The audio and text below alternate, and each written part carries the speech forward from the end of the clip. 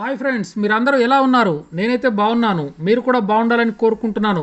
సికింద్రాబాద్ మహీంద్రా హిల్స్లో ఉన్నటువంటి పహాడీ హనుమాన్ మందిర్కి అయితే రావడం జరిగింది. ఇక్కడ కేవలం హనుమాన్ టెంపులే కాదు, సాయిబాబా, అమ్మవారు, స్వామివారు, శివలింగము, చాలా అద్భుతంగా అన్ని ఉపాలయాలు ఉన్నాయి. వాటిని అన్నింటినీ కూడా మీకు చూపిస్తాను. ఇక చిన్నగా ప్రయాణమై మేము షార్ట్కట్ దారిలో అయితే వెళ్తూ ఉన్నాము. మరి మీరు కూడా వచ్చేయండి మాతో పాటుగా.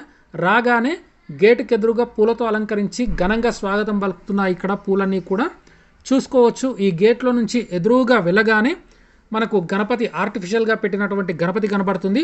ఈ గణపతికి ఎడం పక్కన శివుడు ఉంటాడు, కుడి పక్కన గణపతి దేవాలయం ఉంటుంది. మరి ఇక ఆలస్యం చేయకుండా మనం గణపతి దేవాలయాన్ని సందర్శించుకుందాం. వచ్చేయండి. కృష్ణాష్టమి వేడుకల్లో భాగంగా ఇక్కడ అన్ని ఫ్లెక్సీలు అయితే పెట్టడం జరిగింది. చూడండి, ఈ మెట్లెక్కేసిన తర్వాత మనకు గణపతి దర్శనం ఇస్తాడు. దర్శనం చేసుకోండి. ఓం విఘ్నేశ్వరాయ నమః. ఇలా ఏకదంత స్వామిని దర్శించుకున్నట్టయితే అన్ని శుభాలే కలుగుతాయి. ఇక నుంచి చిన్నగా మనం ముందుకెళ్దాము. ముందుకెళ్తే గనక అక్కడ ఏం కనబడతా ఉంది? కృష్ణాష్టమి వేడుకల్లో భాగంగా శ్రీకృష్ణునికి ఉయ్యాలలో వేసి ఆ యొక్క దారానికి కూడా పూలతో అలంకరించారు. దాన్ని పట్టుకొని ఉయ్యాలూపడం అన్నమాట, స్వామివారిని సేవించడం. ఆ కార్యక్రమం మరి ఏ సాయంకాలానికో రాత్రికి అవుతుందో తెలియదు, కానీ ఇప్పటికైతే అవ్వట్లేదు. ఒకవేళ నేను వచ్చే వరకు కనుక ఉంటే అది ఖచ్చితంగా మీకు చూపిస్తాను. అక్కడ పవర్ క్యాన్స్ లైట్లు కూడా ఉన్నాయి, ఇంకా ఆన్లో లేవు. చూద్దాం. ఇక్కడ నుంచి ఒక రౌండ్ అంతా కూడా చూపిస్తాను. అదిగో అక్కడ గణపతి స్వామివారు మెట్లున్నాయి. అక్కడి నుంచి మనం ఇందాక అలా వెళ్ళాము. అక్కడ నుంచి సరాసరి వెళ్ళినట్టయితే అక్కడ శివుడు ఉంటాడు. వచ్చిన వాళ్ళందరూ కూడా ఇక్కడ కూర్చొని ఆ యొక్క ఉయ్యల కార్యక్రమాన్ని వీక్షిస్తారు. చూసుకోండి. ఒక రౌండ్ మొత్తం కూడా మీకు చూపించాను. ఇప్పుడు మనం శివుడి దగ్గరకు వెళ్ళిపోదాం. పదండి. శివాలయం ఉంటుంది ఎడం పక్కన. చూడండి.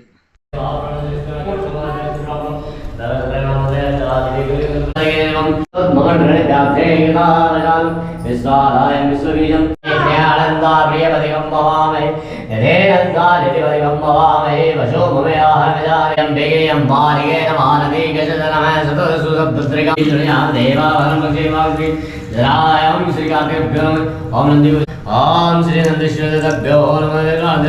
శ్రీ మహారాష్ట్రాయ దిగంబరాయ తస్మై శ్రీగాయ నమః. ఓం శ్రీ శంకరాయ శంకర మహేశ్వరాయ శంకర జటాధరాయ శంకర ఊర్ఘై వేదం సర్వే యద్భూతం యజ్భావ్యం ఉదారభ్రత్తై శరణన్మదే వదంతో దాసి చాచ్యం. ఇక్కడ అన్ని ఉపాలయాల సమూహం మొత్తం కలిసి ఇక్కడే ఉంది. అవన్నీ కూడా మీకు చూపిస్తాను. వచ్చేయండి. అలా స్ట్రైట్గా మనం ముందుకెళ్ళినట్టయితే మనకి రైట్ సైడ్ కనబడుతుంది కదా, అది హనుమాన్ టెంపుల్, పహాడీ హనుమాన్ మందిర్ ఇదే అనమాట. అది ఈ ఎడం పక్కన ఏదైతుందో అది సెమినార్ అనమాట, కాన్ఫరెన్స్ హాల్. వాళ్ళు ఏమైనా మీటింగ్స్ అయితే అందులో కండక్ట్ చేసుకుంటారు. ఎదురుగా కనబడుతుంది కదా గుడి, అదంతా కూడా పాలరాతితో నిర్మాణం చేసిన గుడి. ఇక్కడ ఆంజనేయ స్వామిని దర్శనం చేసుకొని అక్కడికి వెళ్దాం. లోపలికి వెళ్దాం. పదండి. ఇలా లోపలికి రాగానే ఆంజనేయ స్వామిని అయితే దర్శనం చేసుకుంటున్నాము. చూసుకోండి. ఆంజనేయ స్వామిని దర్శనం చేసుకొని బయటికి వెళ్తున్నాము. బయటికి వెళ్ళిన తర్వాత కుడివైపున అమ్మవారు, నవగ్రహాలు, సాయిబాబా. ఇక పాలరాతి మందిరానికి వెళ్ళిపోదాం. వెళ్ళిపోయే ముందు ఇక్కడ అందమైన ముగ్గులు కనబడుతున్నాయి, రాతితో చేసినాయి. డిజైన్ చాలా బాగుంది. చూసేయండి. అలాగ మెట్లెక్కేసి పైకి వెళ్ళేసరికి గుడి బంద్ ఉంది. లోపల అలంకరణ చేస్తున్నారు. అది అయిపోయే లోపల ఉపాలయాలను దర్శనం చేసుకుందాం. వచ్చేయండి. ఇగో ఇందులో నుంచే మనం వచ్చింది. ఈ రెండు ఉపాలయాలను చూసుకుందాం. ఇక్కడ విష్ణుమూర్తి, అమ్మవారు ఉంటారు. ఇవి కూడా పాలరాతి విగ్రహాలే. చూసుకోండి.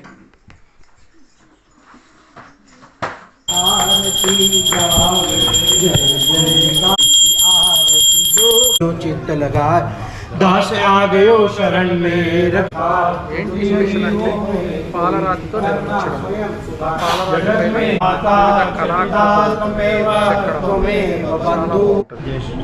కుడి పక్కన మరొక ఉపాలయంలో రాధాకృష్ణులు ఇద్దరు కూడా కొలువుదీరున్నారు.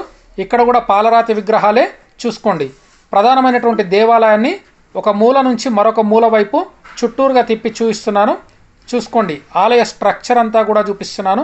ఆ పాలరాతి పైన చెక్కి ఉన్న విగ్రహాలు, డిజైన్లను కూడా ఒకసారి చూసేయండి. అద్భుతంగా ఉంటుంది. పాలరాతి కట్టడం అంటేనే అద్భుతం.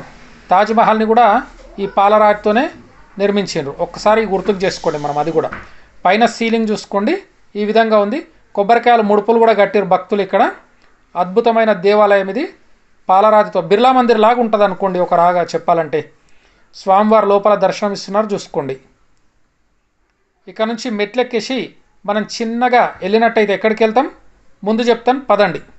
అలా మెట్లెక్కేసి ఇలా వెళ్తూ ఉన్నటువంటి సమయాన ఒక్కసారిగా వర్షం బీభత్సంగా సృష్టించింది.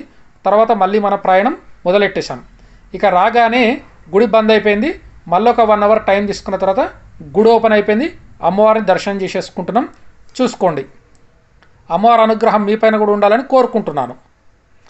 చూసుకోండి లక్ష్మీదేవి అమ్మవారు పాలరాతి విగ్రహం. అట్నుంచి రాగానే సాయిబాబా మందిరంలోకి వెళ్ళిపోతున్నాను చూసుకోండి. సాయిబాబా దర్శనం ఇస్తూ ఉన్నాడు. ఇటు నుంచి వెళ్ళగానే నవగ్రహాలు 9 కూడా చక్కగా ఉన్నాయి చూసుకోండి. ఇటు నుంచి వెళ్ళగానే కనకదుర్గాదేవి ఆలయం వస్తుంది. ఒక గుండు కింద ఉంటుంది. లోపల చూపించేస్తాను చూసేయండి. పులి వాహనం పైన సింహవాహనం పైన అమ్మవారు కూర్చొని చూసుకోండి. అటునుంచి చిన్నగా అమ్మవారు రంగురంగుల లైట్లతో రంగురంగుల వర్ణాలు కనబడతా ఉంది. తర్వాత పక్కన ఉన్నటువంటి అమ్మవారి దగ్గర నుంచి మీకు చూపిస్తున్నాను చూడండి. ఈ లోపలికి వెళ్ళే ప్రయత్నం చేద్దాం వచ్చేయండి. అలా వెళ్ళి లోపల మొత్తం చూపిస్తాను చూసుకోండి. అమ్మవారి ఉత్సవం ఉందంట ఏదో రకరకాల లైట్లతోటైతే అలంకరించారు చూడండి. ఈ ఆలయానికి అన్నీ కూడా గాజు ముక్కలు అతికించి బాగా రంగురంగులుగా పెట్టున్నారు. అలా రిఫ్లెక్షన్ వస్తుంది మన గోల్డ్ కలర్లో చూసుకోండి. అలా వెళ్ళేసి ఒక రౌండ్ వచ్చేసాను. ఇక్కడ ఎవరో కుంకుమార్చన చేయించుకుంటున్నారు అయిపోయింది. ఇటు నుంచి మనం కూడా అమ్మవారిని దర్శనం చేసుకొని బయటికి వెళ్దాం. అమ్మవారి పేరు శ్రీ రాణి మాత మందిర్. చాలా అద్భుతంగా ఉంది. ఈ ఆలయాన్ని అంతా ఒకసారి బయట నుంచి చూపిస్తున్నాను చూసేయండి. ఇక్కడ ఉండడానికి వసతి గృహాలవి. ఆ రోడ్డు కింద షెడ్ కింద గోశాల అట్లాగే రావి వృక్షము కనబడుతుంది చూసుకోండి. ఇలా చిన్నగా అమ్మవారి పక్క నుంచి కుడివైపుకి తిరిగినట్టయితే మనకు 2 బండ అంటే గుండ్ల సందుల నుంచి వెళ్ళేది ఉంటుంది. అటు నుంచి వెళ్తే ఏమొస్తుంది అనేది మీరే చూడండి. అద్భుతంగా ఉంటుంది నాగసర్పం ఇక్కడ చూసేయండి. ఇదిగో ఆ నాగసర్పం ఇదే అండి. చాలా బాగుంది చూసారా. ఇదిగో మర్రి ఊడల కింద సర్పం ఉంది. ఇక్కడ గుండు కింద గోవర్ధనగిరిని ఆ యొక్క కృష్ణ భగవానుడు పైకి లేపినటువంటి ఘట్టం అన్నమాట ఇది చూసుకోండి. గోవర్ధనగిరి గోపికలతో కూడి ఉన్నారు అక్కడ. మెట్లపై నుంచి ఇంకాస్త ముందుకెళ్ళినట్టయితే శివుడి దగ్గరికి చేరుకుంటాము.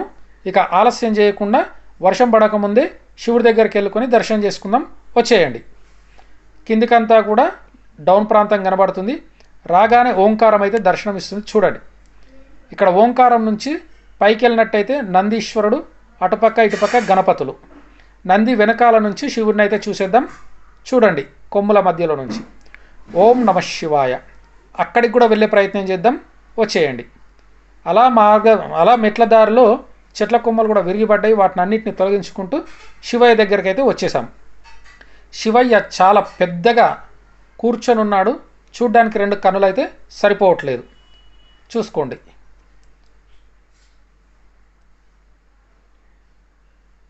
జటాజూటము, శూలము, డమరుకము అద్భుతం. ఈ చెట్టు పేరు మీకు తెలిసినట్టయితే కామెంట్ పెట్టండి. అలా కిందికి దిగుతున్న సమయాన గరుత్మంతుడు దర్శనం ఇస్తున్నాడు చూసుకోండి. ఇక అయిపోయింది కిందికి వచ్చేస్తున్నాను. కానీ మన వీడియోని మొట్టమొదటిసారిగా ఎవరైనా చూస్తున్నట్టయితే సబ్స్క్రైబ్ చేసుకోండి మన ఛానల్ని. మరిన్ని వీడియోల కోసం ఇలాగే చూస్తూ ఉండండి. గట్టిగా అందరు కలిసి ఒక లైక్ అయితే కొట్టేయండి. మరి వచ్చేటప్పుడు ఏ దారిలో వచ్చామో చూపించలేదు కదా. చాలా హిల్ స్టేషన్ ఇది, ఎత్తైన ప్రదేశం చూసుకోండి.